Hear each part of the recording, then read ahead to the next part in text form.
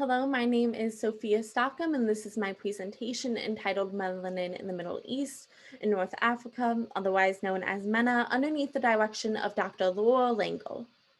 Now, this year, there has been a huge global shift in the world for the advocacy of Black lives, sparked by the racial injustices within the United States. However, protests within the Middle East and North Africa are highlighting a similar yet different divide of skin tone. Colorism is a prejudice of discrimination against individuals with a darker skin tone, and colorism is often practiced among people of the same ethnic or racial group. And while this phenomenon has been studied heavily in areas such as North Africa, Southeast Asia, and Latin America, there is a significant lack of analysis within MENA and the social implications and everyday occurrences of such quote unquote hidden discrimination. Thus, this presentation will seek to explain the historical and cultural factors impacting colorism within the region, analyze media portrayals of color before examining sales practices and societal pressures regarding skin bleaching. First, we have to take a look at the slave trade and colonialism. Now, being at the intersection between three continents, MENA has a long and complex history, especially when considering these implications. Batrayi in 2020 notes early building blocks associated with colorism in the ranking of historical class contexts. Furthermore, Al-Kamiri in 2018 notes that it wasn't until 1970 that slavery was abolished, unjustly allowing people with darker skin tone to be stigmatized and by default considered to have such a background regardless of how they self-identified. However, it's necessary to note the juncture between the slave trade and colonialism. First, not only did colonialism cause the historical slave route, but Luck in 2020 notes that in addition to employing indentured servants and slaves, the Arab world absorbed a migration of African workers, merchants, and traders from modern-day Zanzibar, Ethiopia, and Eritrea. Black Arabs from Sudan also settled permanently in communities in the Arab world. This then led to colonial powers to discriminate amongst populations, specifically creating distinctions of color in hopes of dividing the populace and preventing a revolt.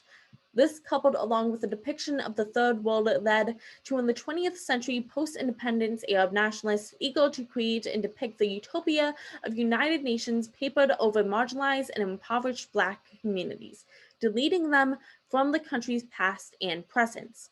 This can also be seen as Dutch Wells relates this further in the concept of colorism, that the Turkish Ottoman elite were white and fair skin, and with colonialism, the European colonists were also white. This created an association between whiteness and the upper class, especially within the modern period. This also meant that darkness was associated with the working or servile class. This goes within the identity then and the kalafa system, as El-Gharisi points to this system and the discrimination associated with it in the modern practice of the kalafa. Now, the kalafa system is a structure of employment of migrant workers which binds them to one sponsorship for employment. However, this often creates a power imbalance, allowing for abusers and abuses of power and exploitation to occur against employees, who often come from nations with darker complexions or develop them through their work. Salmala Habib, a researcher at Business and Human Rights Resource Center advocacy group, told the Thomson Reuters Foundation that these issues are very much systematic and ingrained in the racist rhetoric and perceptions towards other nationalities in our own countries. However, it is only in examining media portrayals of different skin tones does colorism become obvious.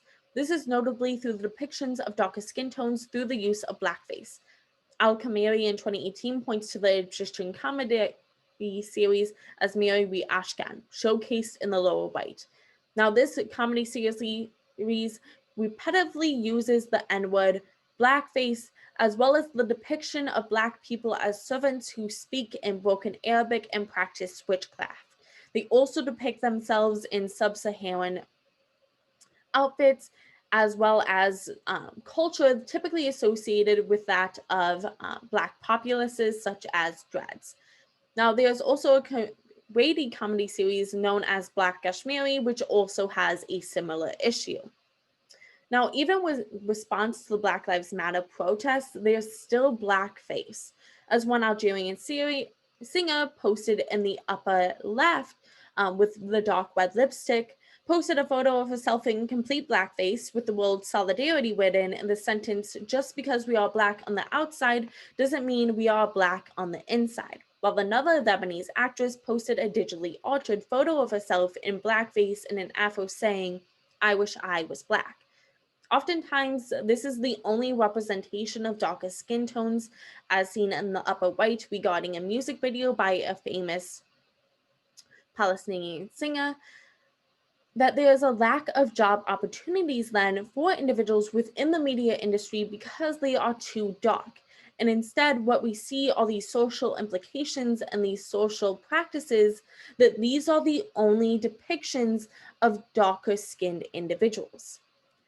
In fact, the fear of being too dark has led itself towards the usage of everyday language, specifically the avoidance of the word black or swada, and instead using the term samara within describing oneself in class, as well as the language of abd, which means servant, specifically in describing different sections within Israel. We find that citizens have called the Palestinian section the abd section. Thus, we can clearly see that this terminology is used in a discriminatory practice. However, this becomes even more obvious in the sales of skin lightening products, otherwise known as skin bleaching.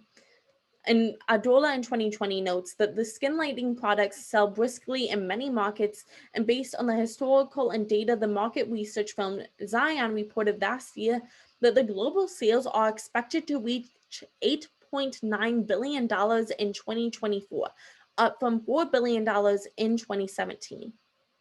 However, there has been a protest of various companies that have recalled skin lightening products from the market only to rebrand them, as products will still be available underneath the different names using euphemisms such as glowing, radiant, bright, or clear, and coolly presenting as anti-aging wellness products.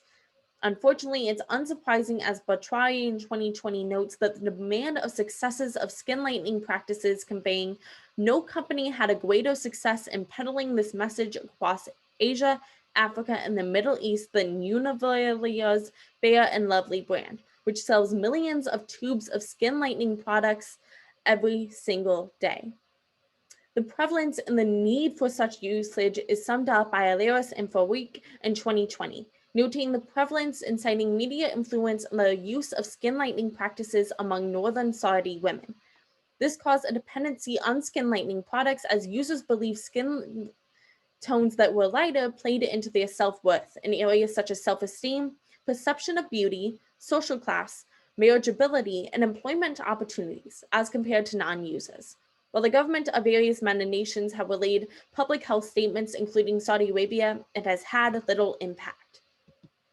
This is largely due to the fact that the research associated with skin bleaching and skin lightening in the area is either blocked off by massive paywalls and therefore inaccessible to the public, or what's happening is that there's a lack of an analysis within the region of itself.